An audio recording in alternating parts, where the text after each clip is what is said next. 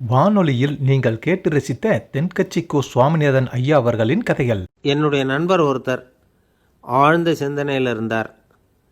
என்ன யோசனை பண்ணுறீங்கன்னு கேட்டேன். தலைவர் ஆகணும்னு பார்க்குறேன், அதுதான் என்ன வழின்னு யோசிச்சுக்கிட்டு இருக்கேன்னார். நான் கூட அது மாதிரி யோசித்து பார்த்தேன். அதுக்கப்புறம் அந்த யோசனையை கை விட்டுட்டேன் அப்படின்னோம். ஏன்னு கேட்டார். அதுக்கான தகுதிகள் நமக்கு இல்லைங்கிறது புரியுது. அது நமக்கு புரியறத விட நம்ம விட மற்றவங்களுக்கு நல்லா புரிஞ்சு போச்சு. அதனால் பேசாமல் கம்முன்னு இருந்துடுறது தான் நல்லது அப்படின்னோம். தலைவர் ஆகிறதுக்கு தகுதிகள் வேறு உண்டோ அப்படின்னு கேட்டார். அவர் யதார்த்தமாக தான் கேட்குறார். நாங்கள் உடனே எங்ககிட்ட இருந்த ஒரு புஸ்தகத்தை எடுத்து அவர்கிட்ட கொடுத்தோம். படித்து பாருங்கன்னு. தலைவர் ஆகிறதுக்கு என்ன வழி அப்படிங்கிறத பற்றி அதில் போட்டிருக்கிறாங்க. முதல் வழி என்ன தெரியுமா? ஒரு 4 பேர் முன்னாடி இல்லைன்னா ஒரு கூட்டத்துக்கு முன்னாடி நீங்கள் பேச போகிறீங்க. அப்போ எப்படி ஆரம்பிக்கணும்னா, உண்மையான புகழ்ச்சி, நேர்மையான பாராட்டு, இதோடு ஆரம்பிக்கணும். எடுத்ததுமே அது சரியில்லை இது சரியில்லைன்னு பேசிகிட்டு இருக்கக்கூடாது. மக்களை பார்த்து நீங்கள் தான் தப்பு பண்ணிவிட்டீங்க அப்படின்னு நேரடியாக சொல்லக்கூடாது. தவறு இருந்தாலும் அதை மறைமுகமாக ஏதாவது கதை சொல்லி அதிலிருந்து அவங்க புரிஞ்சுக்கிற மாதிரி செய்யணும். அடுத்தவங்க பண்ண தப்பு என்னன்னு அலசறதுக்கு முன்னாடி நீங்கள் பண்ணின தப்பு என்னங்கிறத பற்றியே பேசுங்க. எதுக்கும் நேரடியாக உத்தரவு போட்டுக்கிட்டு இருக்கக்கூடாது. இதை நீங்கள் செய்யணும் அப்படின்னு சொல்கிறதுக்கு பதிலாக நீங்கள் இப்படி செஞ்சால் எப்படி இருக்கும் அப்படின்னு கேள்வி மாதிரி கேட்கணுமா. இப்படி கேட்டால் அது உத்தரவு மாதிரி தெரியாதான். அடுத்தவங்க மரியாதையை காப்பாற்றுறது மாதிரி பேசணுமா. உங்கள் பேச்சு இன்னொருத்தரை அவமானப்படுத்துறது மாதிரி இருக்கக்கூடாதான். ஏண்டா இவங்கிட்ட போய் மாட்டிக்கிட்டோம்னு யாரும் நினச்சிடக்கூடாது. ஒவ்வொரு சின்ன வளர்ச்சியையும் பாராட்டணும். வெற்றி சாதாரணமாக இருந்தாலும் பாராட்டாமல் இருந்துடக்கூடாது. பாராட்டும் பொழுது தாராளமாக இருக்கணும். குறை சொல்லும் பொழுது கவனமாக இருக்கணும். வாய்க்கு வந்தபடி பேசிவிட்டால் அதுக்கப்புறம் வகையாக மாட்டிக்கிட்டு முழிக்க வேண்டியிருக்கும். நீங்கள் பேசுகிறது இன்னொருத்தருக்கு ஒரு கௌரவத்தையும் மரியாதையும் உண்டு பண்ணுறது மாதிரி இருக்கணும். நீங்கள் பேசுகிறது அடுத்தவங்களுக்கு இருக்கிற கொஞ்ச நெஞ்ச மரியாதையும் எடுத்து விடுறது மாதிரி இருக்கக்கூடாது. உங்கள் பேச்சை கேட்டால் கேட்குறவங்களுக்கு ஒரு ஊக்கம் வரணும், உற்சாகம் வரணும். தவறு எதுவாக இருந்தாலும் அதை சுலபமாக திருத்திக்கலாம், சரி பண்ணிக்கலாங்கிறது மாதிரி இருக்கணும் உங்கள் பேச்சு. அடுத்தவங்களை சந்தோஷப்படுத்துங்க. உங்கள் யோசனையை கேட்டு நடந்துக்கிறதுனால அந்த சந்தோஷம் அவங்களுக்கு கிடைக்கணும். இந்த தகுதியெல்லாம் உங்ககிட்ட இருந்தால் நீங்கள் ஒரு சிறந்த தலைவராகலாம் அப்படின்னு அந்த புஸ்தகத்தில் போட்டிருக்குது. இந்த காலத்தில் தலைவர் ஆகிறதுக்கு வேறு சில தகுதிகள்லாம் கூட தேவைப்படுது. ஒரு புள்ள தன்னுடைய அப்பா கிட்ட, அப்பா உன்ன மாதிரியே நானும் அரசியலில் சேரணும், தலைவர் ஆகணும்னு ஆசைப்படுறேன், இன்னையிலேருந்து எனக்கு அரசியல் பாடம் கற்றுக் கொடு அப்படின்னு கேட்டிருக்கான். அவரும் சரின்னு சொல்லிவிட்டு ஒரு பெரிய ஏணியை எடுத்துகிட்டு வந்தாராம். ஒரு செவுத்தில் சாத்தினார். இந்த ஏணியில் ஏறி உயர போய் அங்கே பரன் மேலே இருக்கிற ஒரு புத்தகத்தை எடுத்துகிட்டு வாடான் இருக்கார். மகனை பார்த்து, அப்பா ஏணி ரொம்ப உயரமாக இருக்குது, நீ ஜாக்கிரதையாக இதை பிடிச்சிக்கோ, நான் ஏறி போகிறேன் அப்படின்னு. நான் பையன் பயப்படாத, நான் பார்த்துக்கிறேன்னார் அப்பா. பையன் ஏணியில் ஏறினா உச்சிக்கு போனதும் அப்பா கையை எடுத்துட்டார். ஏணி அப்படியே சரிஞ்சுட்டுது. பையன் பொத்துன்னு கீழே விழுந்துட்டான். இடுப்பை பிடிச்சிக்கிட்டே எழுந்திரிச்சான். என்னப்பா இது, இப்படி என்னை ஏற விட்டுட்டு கையை விட்டுட்டியே, இப்படி கை விடலாமா அப்படின்னு கத்தியிருக்கான். அப்பா நிதானமாக சொன்னாராம், அவசரப்படாதேப்பா, அரசியலில் இதுதான் முதல் பாடம், பெத்த அப்பனாக இருந்தாலும் அவனை நம்பாதே அப்படின்னு உபதேசம் பண்ண ஆரம்பித்தாரான். அந்த ஆள் என்னை கண்ணாப்புண்ணான்னு திட்டிவிட்டான் சார், அதை நினச்சா எனக்கு ரொம்ப வருத்தமாக இருக்குது அப்படின்னு சொல்லி கவலைப்பட்டார் ஒருத்தர். இதில் கவலைப்படுறதுக்கு என்ன இருக்குது அப்படின்னார் ஒரு பெரியவர். அவர் ஒரு மகான். என்ன சார் இப்படி சொல்கிறீங்க, ஒருத்தர் நம்ம பார்த்து திட்டுனா வருத்தமாக இருக்காதா அப்படின்னார். அது எப்படி வருத்தமாக இருக்கும், திட்டுறதுங்கிறது என்ன, அது வெறும் சத்தம் தானே அப்படின்னார் அந்த பெரியவர். நம்ம ஆளுக்கு தலையை பிச்சுக்கலாம் போல் இருந்தது. இருக்காதா பின்ன, நமக்கே அப்படி தானே தோணுது. அந்த பெரியவர் சொல்கிறது ரொம்ப பெரிய விஷயம். அதை நாம் புரிஞ்சிக்க முயற்சி பண்ணலாம்னா நடைமுறை வாழ்க்கைக்கு அது ஒத்து வர்றது மாதிரி தெரிய மாட்டேங்குது. இருந்தாலும் அந்த பெரியவர் அதுக்கு என்ன தான் விளக்கம் கொடுக்குறாருன்னு பார்ப்போமே. ஒரு ரயில் போயிட்டுருக்கு, அதில் ஒரு சாது போயிட்டுருக்கார். அந்த ரயில் அவர் ஹரித்வாரம் போயிட்டுருக்கார். அவர் ரயிலில் ஏகப்பட்ட கூட்டம். நம்ம ஊர் ரயில் கேட்க வேணும், டிக்கெட் வாங்கிட்டு கொஞ்சம் பேர், வாங்காத கொஞ்சம் பேர். அது என்னத்துக்கு அனாவசியமாக டிக்கெட் அப்படிங்கிற நினப்பில் பாதி பேர். இந்த கூட்டத்துக்கு மத்தியில் அந்த சாதுவும் போயிட்டுருக்கிறார். உட்கார்றதுக்காக இருந்த இடத்துல ஒரு ஆள் படுத்துருக்கிறான். கொஞ்சம் முரட்டு ஆசாமி. அவன் கால் பக்கத்தில் கொஞ்சோண்டு இடம் பாக்கி இருந்தது. அந்த இடத்துல இந்த சாது உட்காந்துருந்தார். மெதுவாக உட்காந்துக்கிட்டார் போய். ஆனால் அந்த ஆள் ராத்திரி பூரா இவரை காலால் உதச்சிக்கிட்டே இருக்கிறான். அது இவருக்கு ரொம்ப அவமானமாக பட்டுது. அதனால் துக்கம் ஏற்பட்டுது. இருந்தாலும் அதை ஒரு மாதிரியாக சகிச்சுக்கிட்டே இவர் வந்து சேர்ந்தார். பொழுது விடிஞ்சுது. அந்த சாது ஹரித்வார் வந்து சேர்ந்தார். அங்கே ஒரு பெரிய ஞானியை சந்தித்தார். ராத்திரி ரயிலில் அந்த ஆள் உதைச்சதையும் அதனால் தனக்கு ஏற்பட்ட துக்கத்தையும் இந்த சாது அந்த ஞானிகிட்ட சொன்னார். சொல்லிவிட்டு, ஏன் சுவாமி, எனக்கு துக்கம் ஏற்பட்டதே அது தப்பா அப்படின்னு கேட்டார். தவறு தான்னார் அந்த ஞானி. உனக்கு இன்னமும் தேக அபிமானம் போகலைங்கிறது தான் அது காட்டுது. அஷ்டாவக்கிரர் என்ன சொல்கிறார் தெரியுமா? உண்மையான ஞானி யாராவது தன்னை வந்தனை செய்தால் அதற்காக சந்தோஷப்பட மாட்டார், யாராவது நிந்தனை செய்தால் அதற்காக வருத்தப்பட மாட்டார் அப்படின்னு சொல்கிறார். நிந்தனைங்கிறது ஒரு ஒலி தான். தேகாபிமானம் இருக்கிற வரைக்கும் இந்த ஒலி நம்மளை வந்து வேதனைப்படுத்தும். நான் தேகம் இல்லை, ஆத்மா அப்படிங்கிற நினைவு இருந்தால் இந்த ஒலி நம்மளை பாதிக்காது. மனு என்ன சொல்கிறார் தெரியுமா? ஒரு சாதகன் பாராட்டுதலை விஷம்னு நினச்சி பயப்படணும், அவமானத்தை அமிர்தம்னு நினச்சி சந்தோஷப்படணுங்கிறார். அவமானப்பட்டால் கவலைப்படாமல் எப்படி இருக்க முடியும் அப்படின்னு தான் நமக்கு தோணும். அதனால தான் நம்மளில் யாரும் இதுக்கு உதாரணமாக யாரையும் காட்ட முடியல. புத்தரையும் கபீரையும் உதாரணமாக காட்டுறாங்க. அவங்களுக்கெல்லாம் அவமானம் ஏற்பட்டப்போ கவலையே படலையாம்.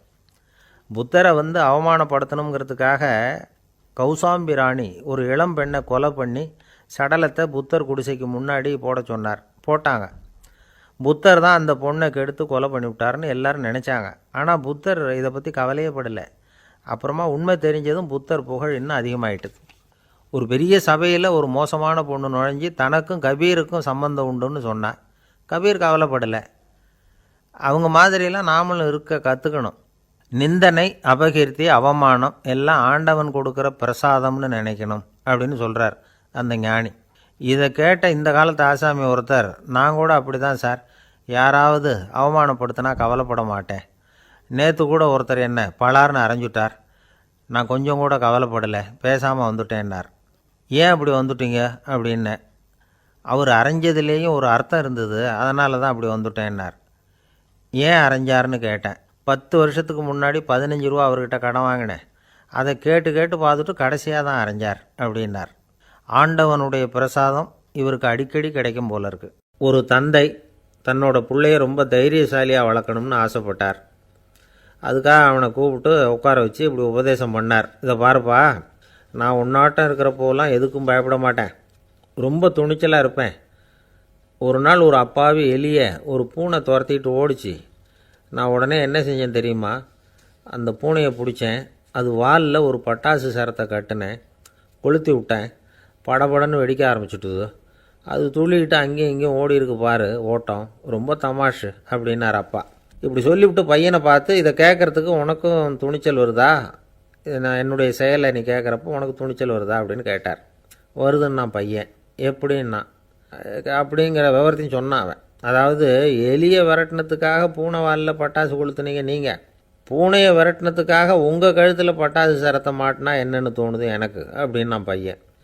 பையனோட துணிச்சல் அப்பாவே நடுங்க வச்சுட்டுது. அது சரி, ஒரு அப்பா பிள்ளைக்கு இப்படியா உபதேசம் பண்ணுறது? எல்லாருக்கிட்டையும் அன்பாக பழகிறது எப்படி அப்படின்னு சொல்லி கொடுக்கணும்.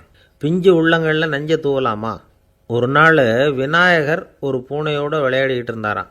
அப்படி ஆசையாக விளையாடிக்கிட்டு இருந்தப்போ அவரோட கை நகம் தவறுதெல்லாம் பூனையோட முகத்தில் பட்டுவிட்டு தான். அது ஒரு சின்ன கீரெல்லாம் உண்டாகி விட்டுது.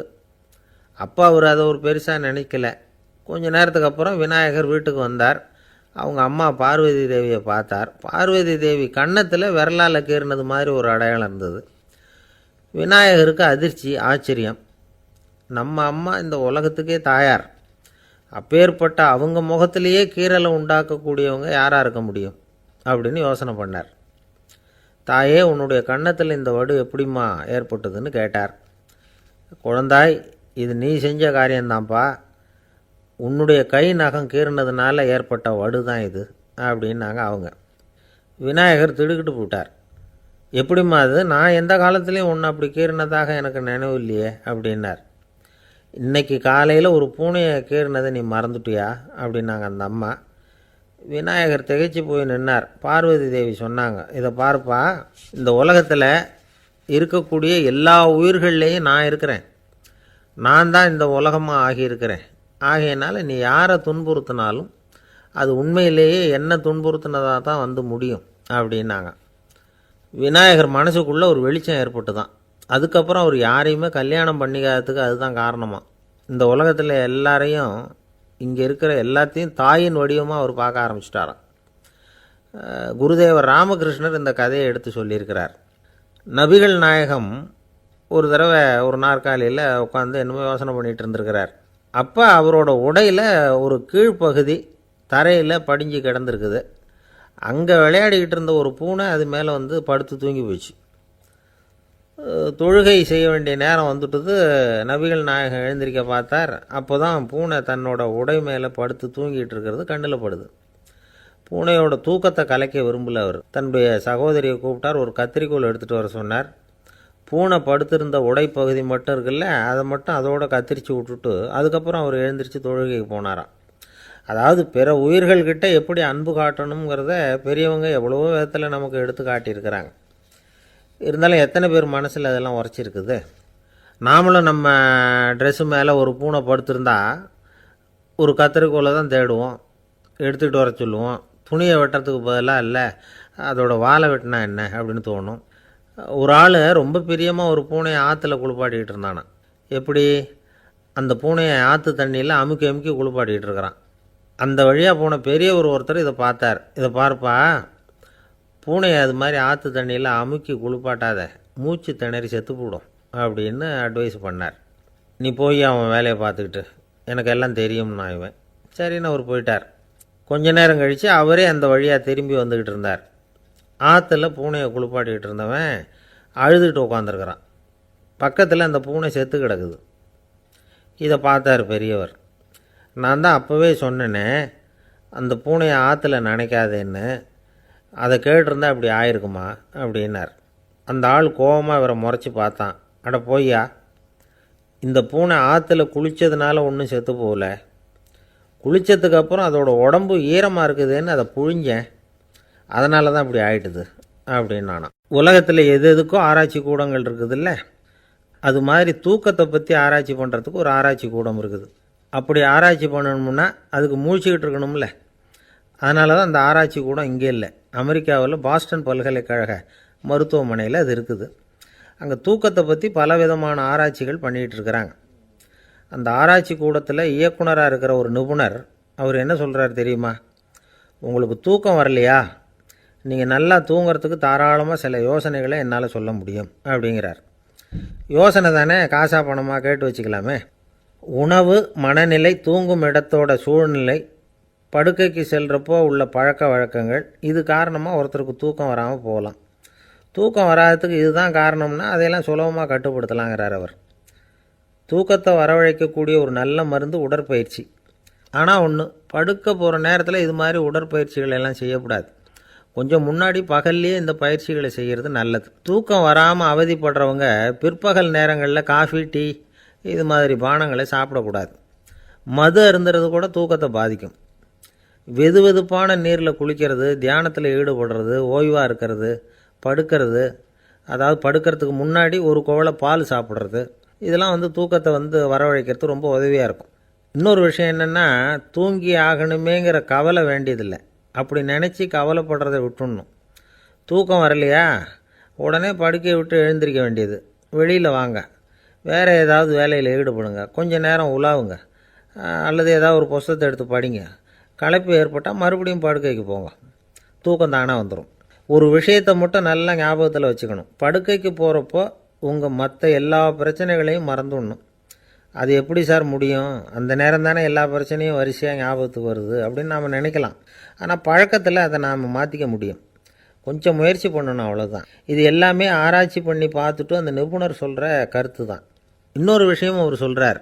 அது என்னென்னா, உடல் கோளாறு காரணமாக தூக்கம் வராமல் அவதிப்படுறவங்களுக்கெல்லாம் இந்த யோசனைகள் சரியாக வராது அப்படிங்கிறார். அதுக்கெல்லாம் மருத்துவ சிகிச்சை கொடுத்து தான் சரி பண்ணணும். சில பேருக்கு நடு ராத்திரியில் மூச்சு திணறல் ஏற்பட்டு தூக்கம் வராமல் போயிடும். ஊரெல்லாம் தூங்குறப்போ தான் மட்டும் தூங்காமல் மூழ்கிட்டு இருக்கிறது, ஊரெல்லாம் மூழ்கிட்டு இருக்கிறப்போ தான் மட்டும் தூங்குறது, இது மாதிரி கோளாறுகளால் சில பேர் பாதிக்கப்படலாம். காலு தசை முறுக்கிக்கிறதுனால சில பேருக்கு அடிக்கடி விழிப்பு வரலாம். மன அழற்சி காரணமாக சில பேருக்கு தூக்கம் வராது. இது மாதிரி கோளாறுகளுக்கெல்லாம் அதுக்கு தகுந்த மாதிரி சிகிச்சை கொடுத்து தான் சரி பண்ண வேண்டியிருக்கும். எந்த கோளாறும் இல்லாமல் தூக்கம் வரலைன்னா ஆரம்பத்தில் சொன்ன முறைகளை கடைப்பிடிச்சி பார்க்கலாம். தூக்கம் வந்ததுன்னா யோசனை சொன்ன அந்த நிபுணருக்கு நன்றி சொல்லலாம். ஒருத்தர், ஏன் சார் பஸ்ஸில் தூங்குறது கெட்ட பழக்கமானு கேட்டார். இல்லையே, நான் கூட பஸ்ஸில் போகிறப்ப தூங்கிட்டு தானே போவேன் அப்படின்னார் இன்னொருத்தர். அப்புறம் ஏன் என்ன டிரைவர் வேலை வேணாம்னு வீட்டுக்கு அனுப்பி வச்சுட்டாங்க அப்படின்னாராம் அவர். ஒரு ஊரில் ஒரு ராஜா இருந்தார். பெரிய அரண்மனையில் தான் இருக்கிறார். எல்லா வசதியும் இருந்தது. இருந்தாலும் அவர் எல்லாரும் சொல்கிறது எப்படி தெரியுமா, பிச்சைக்கார ராஜா. அப்படி ஒரு பேர் அவருக்கு நிலச்சி போச்சு. ஜனங்களும் சரி, மற்ற தேசங்களில் உள்ளவங்களும் சரி, அவர் அந்த பேர் சொல்லியே குறிப்பிடுறது வழக்கமாக போட்டுது. இது அவருக்கு ரொம்ப கவலையாக போச்சு. என்ன இது, நம்மளை தேடி வர்றவங்களுக்கெல்லாம் நாம் சோறு போடுறோம். நம்ம புகழ்ந்து பாடல் ஏற்றி கொண்டு வர்ற புலவர்களுக்கெல்லாம் அவங்க எப்படி வந்தாலும் ஒருவேளை சோறு போடணுங்கிறது உத்தரவு. இவ்வளவுலாம் செஞ்சும் நம்மளை போய் பிச்சைக்கார ராஜான்னு எல்லாரும் சொல்கிறாங்களே, அது ஏன், எதுக்காக இப்படி சொல்கிறாங்க? இதுதான் ராஜாவுக்கு குழப்பம். சரி, இதை பற்றி நம்ம அமைச்சர்கள்கிட்ட கேட்கலாமா அப்படின்னு யோசனை பண்ணார். இந்த விஷயத்தை போய் அவங்கக்கிட்ட எப்படி கேட்குறதுன்னு அவருக்கு தயக்கமாக இருந்தது. கௌரவ குறைச்சலாக தெரிஞ்சுது அவருக்கு. சரி, சாதாரண குடிமக்கள்கிட்ட இதை பற்றி கேட்கலாமா அப்படின்னு யோசனை பண்ணார். கேட்கலாம். ஆனால் அவங்க யாரும் ராஜா முன்னாடி வந்து நின்று தைரியமாக பேசக்கூடிய அளவுக்கு இல்லை. ராஜாவோட குழப்பம் நாளுக்கு நாள் அதிகமாக போச்சு. கடைசியாக அவர் ஒரு முடிவுக்கு வந்தார். அதாவது இதை பற்றி ஒரு பிச்சைக்காரங்கிட்டே கேட்டு பார்த்துட்டா என்ன. இதுதான் அவர் பண்ண முடிவு. உடனே மாறு வேஷம் போட்டுக்கிட்டு நகர்வலம் போனார். ஒரு பிச்சைக்காரனை கண்டுபிடிச்சார். இதை பாருப்பா, நம்ம ராஜாவை எல்லாரும் பிச்சைக்கார ராஜான்னே சொல்கிறாங்களே, அதுக்கு என்ன காரணமாக இருக்கும் அப்படின்னு கேட்டார். அதுக்கு அவன் சொல்கிறான், இதுக்கான பதிலை இன்னும் ஒரு 30 நாளில் சொல்கிறேன் அப்படின்னா. உடனே இவருக்கு சந்தோஷம். உண்மையை அவங்ககிட்ட சொன்னார். நான் வேறு யாரும் இல்லை, நான் தான் இந்த நாட்டு ராஜா. இப்போ நீ என் கூடவே வந்துடு, அரண்மனையிலேயே தங்கிக்கோ. 30 நாள் கழித்து எனக்கு பதில் சொல்லிவிட்டு அதுக்கப்புறமா நீ போகலாம் அப்படின்னு சொல்லி அழைச்சிட்டு வந்துட்டார். அரண்மனையில் ஒரு மூலையில் அவன் தங்கறதுக்கு இடம் கொடுத்தார். தினம் 2 வேளையும் இவனுக்கு சோறு போடுங்க அப்படின்னு உத்தரவு போட்டார். ராஜா கொடுத்த இடத்துல போய் உக்காந்துக்கிட்டான் அந்த பிச்சைக்காரன். தினமும் அந்த அரண்மனையில் நடக்கிறதையெல்லாம் கவனிச்சிக்கிட்டு வந்தான். வேளைக்கு சாப்பாடு வரும், சாப்பிட்டுக்கிட்டு இருக்கான். இப்படி 30 நாள் முடிஞ்சுது. ராஜா வந்தார். என்ன, என்னோட கேள்விக்கு பதில் என்னன்னு கண்டுபிடிச்சிட்டியான்னார். கண்டுபிடிச்சிட்டேன்னா. என்ன எல்லாரும் பிச்சைக்கார ராஜான்னு சொல்கிறாங்களே, அது நியாயமாக படுதா உனக்குன்னு கேட்டார். நியாயமாக தான் படுது, சந்தேகம் இல்லாமல் நீங்கள் பிச்சைக்கார ராஜா தான். என்ன தான் நீங்கள் வசதியோடவும் படைபலத்தோடவும் இருந்தால் கூட நீங்கள் எங்கள் வர்க்கத்தை சேர்ந்த ஆசாமி தான் அப்படின்னு அடித்து சொல்லிவிட்டான் அந்த ஆள். ஏனால் அப்படி சொல்கிறேன்னு கேட்டார் இவர். அரசே, ஒரு உண்மையை கண்டுபிடிச்சி சொல்கிறதா நான் உங்ககிட்ட சொன்னேன். நீங்கள் ராஜ பரம்பரைன்னா உடனே உங்கள் கழுத்தில் கிடக்கிற முத்து மாலையை கழட்டி பரிசாக கொடுத்துருப்பீங்க, பொன்னையும் மணியையும் கொடுத்துருப்பீங்க. ஆனால் நீங்கள் அப்படி செய்யலை.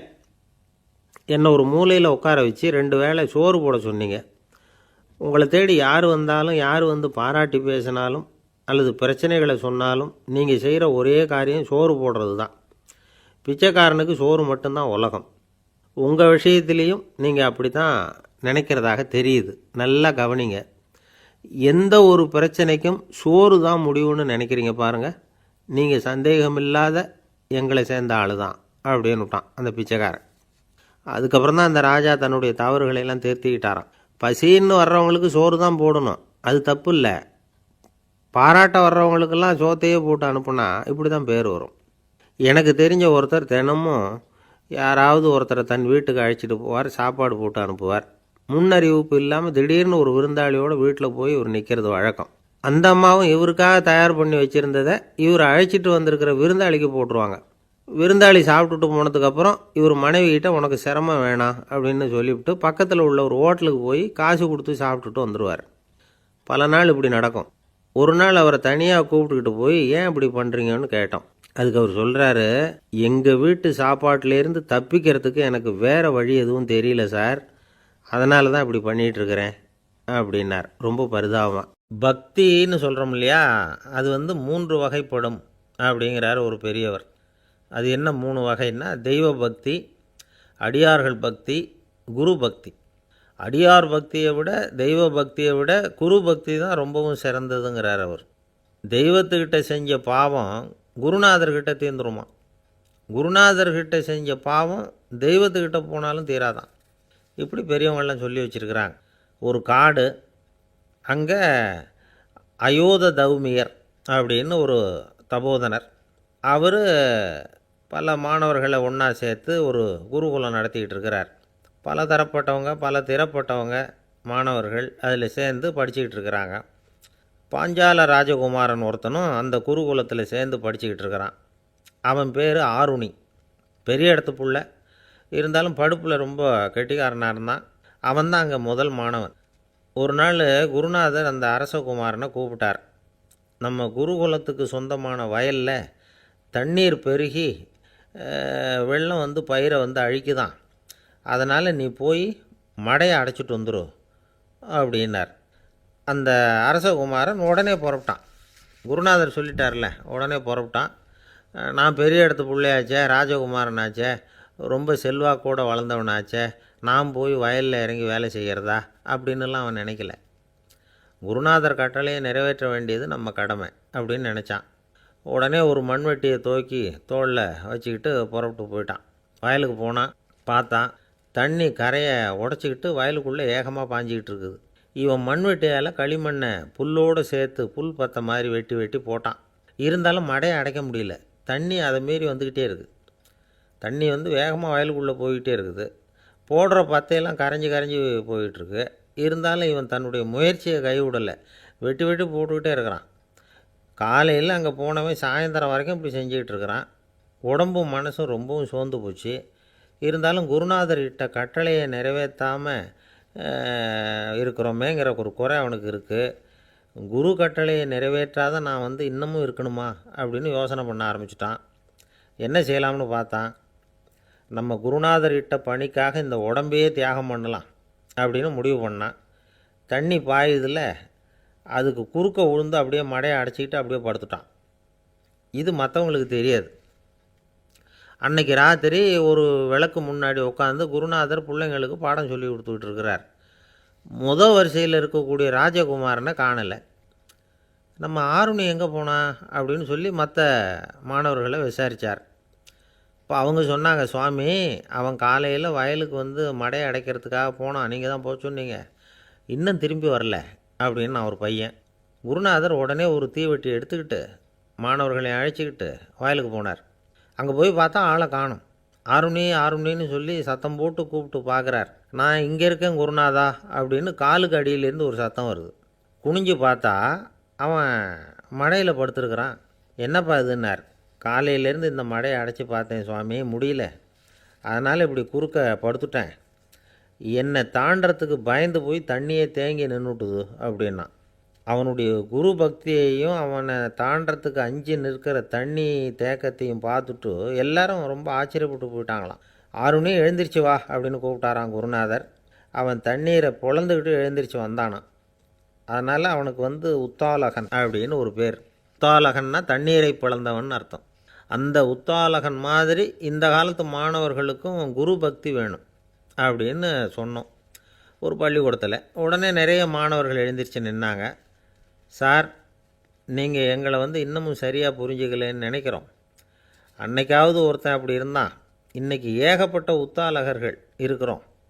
எங்கள் வாத்தியார் கட்டளை இட்டால் இப்போவே அது மாதிரி வயலுக்கு போய் மடையில் குறுக்கப்படுத்துக்கிறதுக்கு இந்த வகுப்பில் உள்ள அத்தனை பேரும் தயாராக இருக்கிறோம் அப்படின்னாங்க.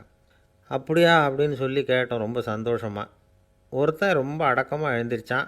அப்புறம் சொன்னான், ஆமாம் சார், வகுப்பில் வந்து இவர் நடத்துகிற பாடத்தை கேட்டுக்கிட்டு இருக்கிறத விட பேசாமல் போய் மடையில் படுத்துடுறது ஒன்றும் கஷ்டமான காரியமாக இருக்காது, அதனால தான் எல்லோரும் அங்கே போகிறேன்னு சொல்கிறோம் அப்படிங்கிறான். எனக்கு இது மட்டும்தான் சார் தெரியும், இதை தவிர வேறு எதுவும் தெரியாது அப்படின்னு சொல்லிக்கிட்டே காலம் தள்ளுறவங்க ரொம்ப பேர். அவங்களெல்லாம் கஷ்டப்பட வேண்டியிருக்கும்.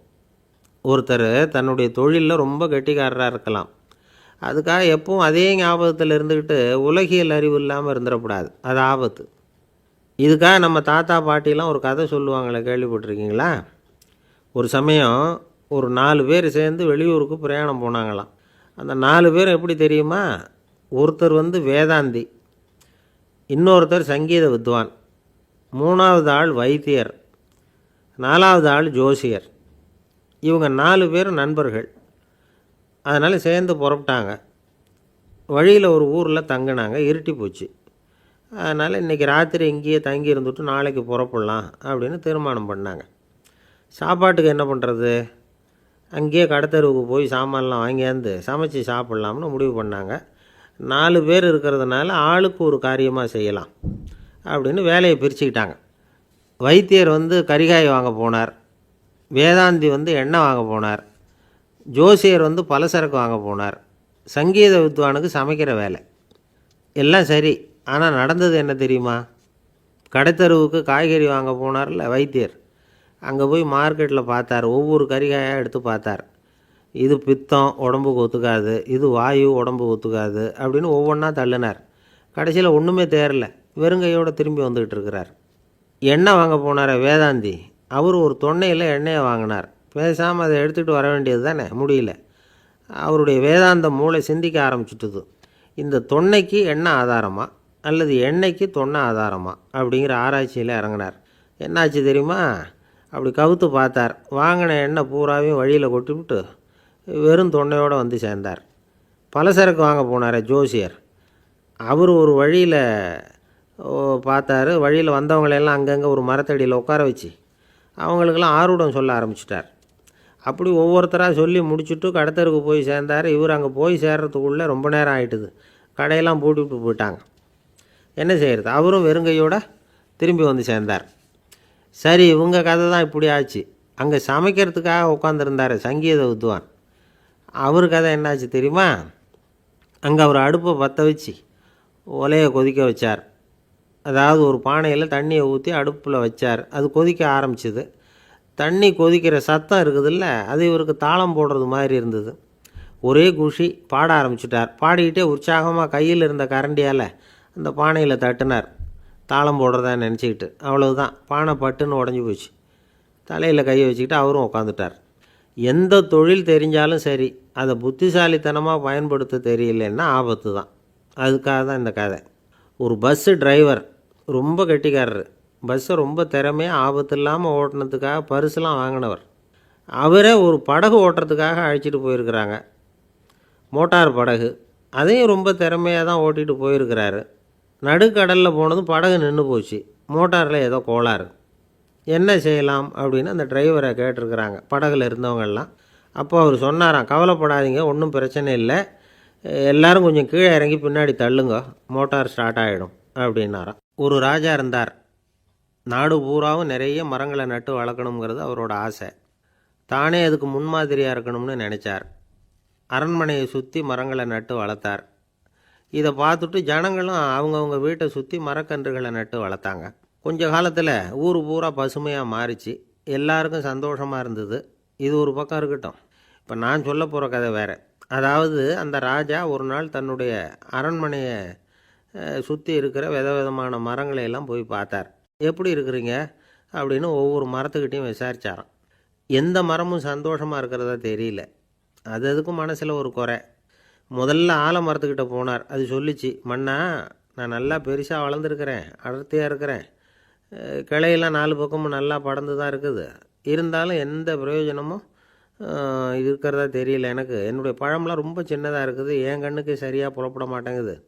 நான் இருக்கிற சைஸுக்கு என்னுடைய கிளையில் இருக்கிற பழம்லாம் எவ்வளோ பெருசாக இருக்கணும், அது இத்தினூண்டு இருக்கிறது எனக்கு பெரிய அவமானமாக இருக்குது. இப்படி இங்கே நின்றுக்கிட்டு இருக்கிறதே ரொம்ப கூச்சமாக இருக்குது. ஒரு நல்ல புயல் வந்ததுன்னா பேசாமல் சாஞ்சு விடலாமான்னு பார்க்குறேன் அப்படின்னு புலம்புது ஆலமரம். சரி இருக்கட்டும்னு நினச்சிக்கிட்டு ராஜா அடுத்தபடியாக ஒரு அத்தி மரத்துக்கிட்ட போனார். அதுவும் புலம்ப ஆரம்பிச்சுட்டுது. நான் கூட பெரிய மரம் தான், இல்லை இலையெல்லாம் அழகாக தான் இருக்குது, பழம் அழகாக இருக்குது, இருந்தாலும் உள்ள விஷயம் இல்லையே, அத்தி பழத்தை புட்டு பார்த்தா அத்தனையும் சொத்தை அப்படின்னு பழமொழியே உண்டாயிட்டுதே, இப்படி ஒரு கெட்ட பேரோடு நான் இருக்கணுமா அப்படின்னு புலம்புது அது. சரி இது இருக்கட்டும் அப்படின்னு சொல்லி அடுத்தபடியாக வேப்ப மரத்துக்கிட்ட போனார். அது தன்னுடைய வேதனையை வெளியிட்டது. எனக்கு எவ்வளவோ மருத்துவ குணங்கள்லாம் இருக்கிறதா சொல்லிக்கிறாங்க, இருந்தாலும் என்ன பிரயோஜனம், என்னுடைய பழத்தை மனிதர்கள் யாரும் விரும்பி சாப்பிட்றது இல்லையே அப்படின்னுது. ராஜா அடுத்தாப்புல இருந்த ஒரு பனை மரத்துக்கிட்ட போனார். நான் நல்லா உயரமாக தான் வளர்ந்துருக்கிறேன், மற்ற மரங்கள்லாம் என்னை அண்ணாந்து தான் பார்க்கணும், இருந்தாலும் என்கிட்ட நிழலுக்காக யாரும் ஒதுங்கிறது இல்லையே அப்படின்னுது. என்ன இது எல்லா மரமும் இப்படி திருப்தி இல்லாமல் இருந்துக்கிட்டு இருக்குதே அப்படின்னு நினச்சிக்கிட்டே ராஜா அடுத்தபடியாக அங்கே இருந்த ஒரு பைன் மரத்துக்கிட்ட போனார். அழகாக உயரமாக பசுமையாக தான் இருந்தது, ஆனால் பழமோ பூவோ கிடையாது. அதை நினச்சி அது வருத்தப்பட்டுக்கிட்டு இருக்குது. ஓக் மரம் அது ஒன்று நின்றுட்டு இருந்தது. அது என்ன சொல்லிச்சுன்னா, இலை உதிர் காலத்தில் என் மேலே இருக்கிற எல்லா இலைகளும் உதிர்ந்து போடுது, முடி கொட்டின மனிதர்கள் மாதிரி மொட்டையாக நான் நிற்க வேண்டியிருக்குது, என்ன வாழ்க்கை இது அப்படின்னு சொல்லி அழுத்துக்கிட்டது. சரி, புளிய மரம் என்ன சொல்லுது பார்ப்போம்னு அதுக்கிட்ட போனால், என்னுடைய நிழலில் யாருமே தங்க மாட்டாங்க, உடம்புக்கு சூடுன்னு ஒதுங்கி போயிடுவாங்க, அடிமரத்தை பார்த்திங்கன்னா பட்டையெல்லாம் உறிஞ்சி பார்க்குறதுக்கே கேவலமாக இருப்பேன் அப்படின்னுது அது. முருங்கை மரம் என்ன சொல்லிச்சு தெரியுமா, என்னுடைய இலை காயெல்லாம் சாப்பிட்றவங்களுக்கு சத்து கொடுக்கறது வாசவந்தான், ஆனால் என் உடம்புல சத்தே கிடையாது, கொஞ்சம் வேகமாக காற்று அடிச்சதுன்னா முறிஞ்சி விழுந்துடுறேன், என்ன வாழ்க்கை இது அப்படின்னு சொல்லி அது வருத்தப்பட்டது.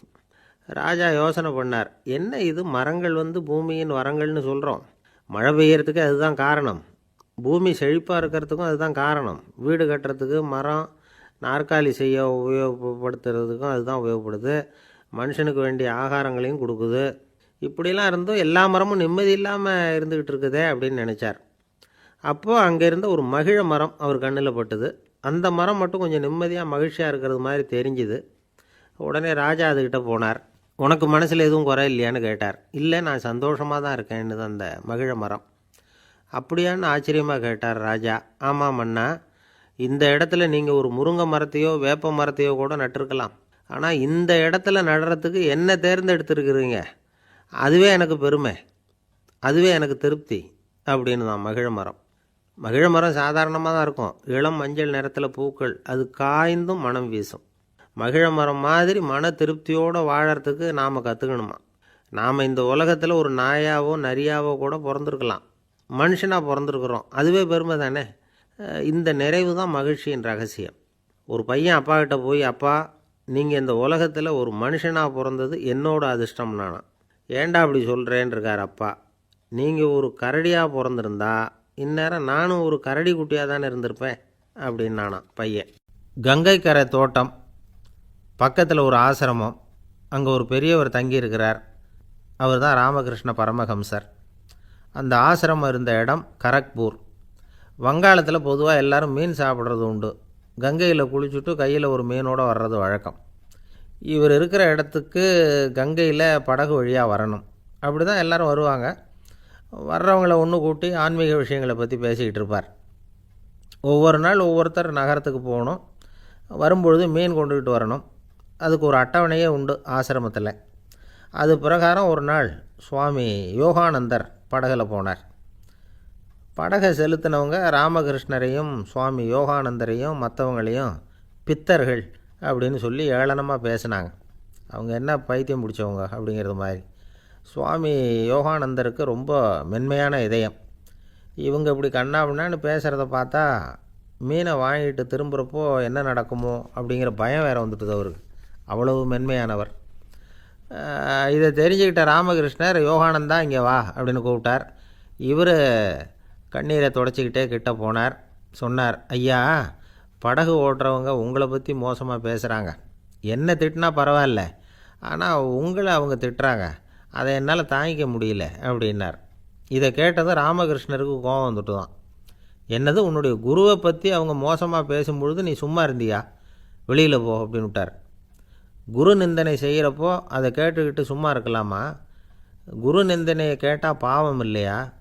என்னை தூற்றும்போது அவங்க பாவம் செய்கிறாங்க, அதை கேட்டுக்கிட்டு நீ சும்மா இருந்தால் நீயும் பாவம் செய்கிற அப்படின்னாராம். அடுத்த நாள் சுவாமி நிரஞ்சனானந்தர் போக வேண்டிய நாள்.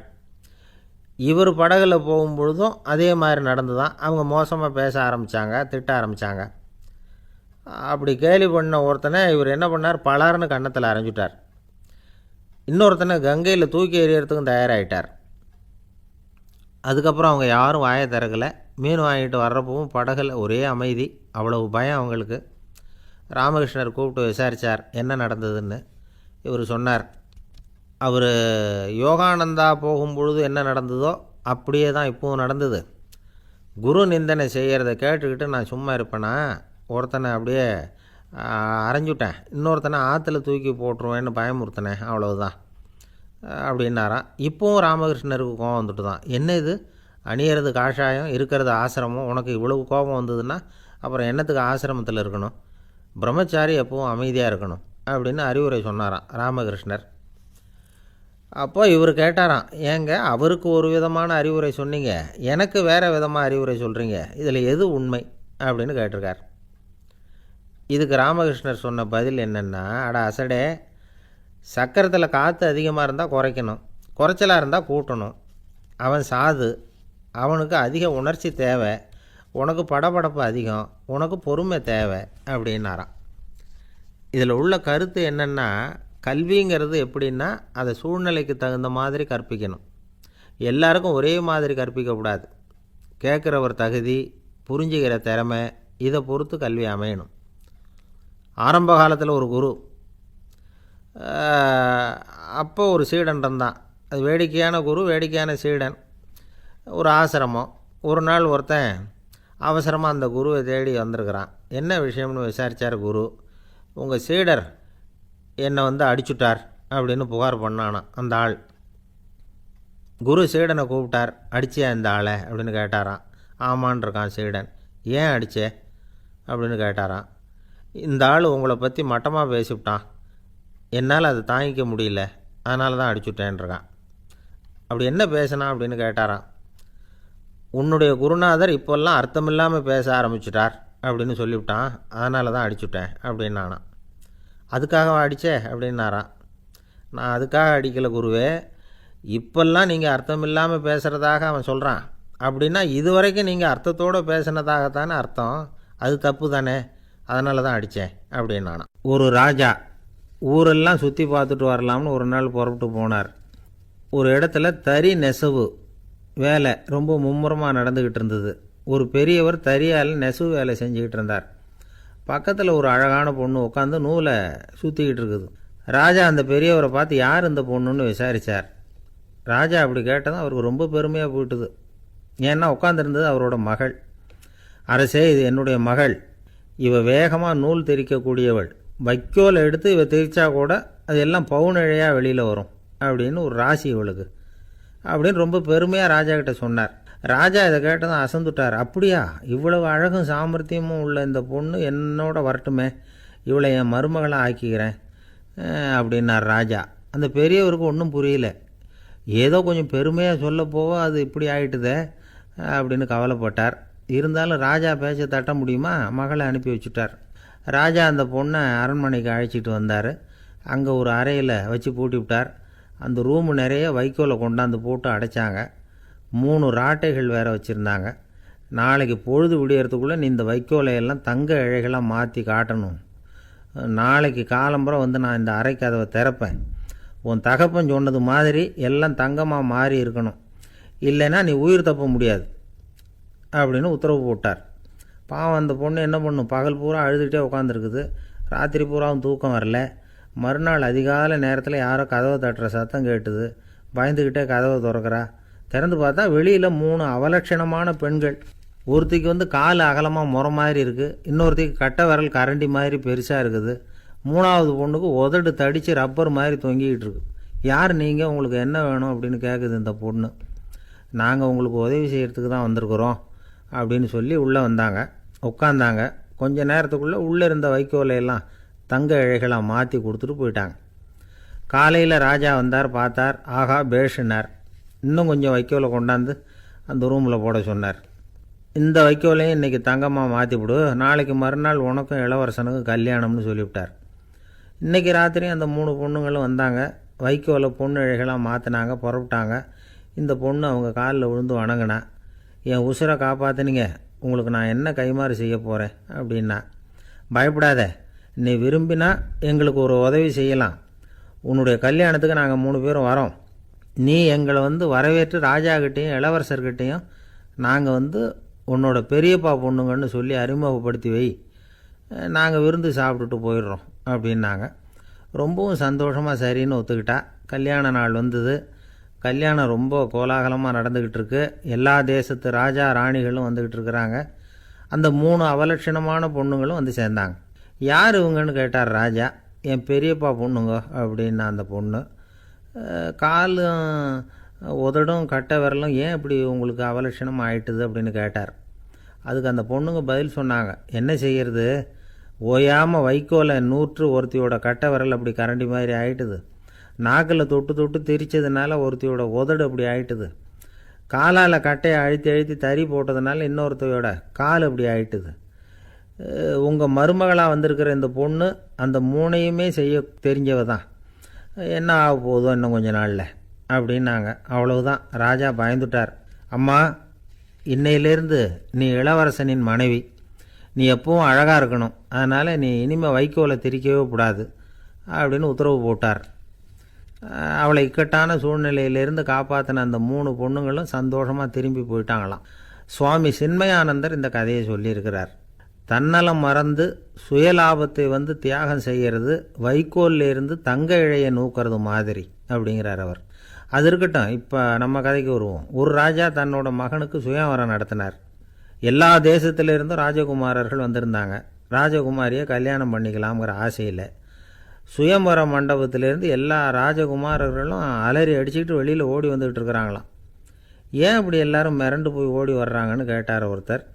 அதுக்கு இன்னொருத்தர் விவரம் சொன்னார். ராஜகுமாரியை இன்றைக்கி தான் அவங்க நேரில் பார்த்தாங்களாம், அதுதான் இப்படி ஓடி வந்துக்கிட்டு இருக்கிறாங்க அப்படின்னார்.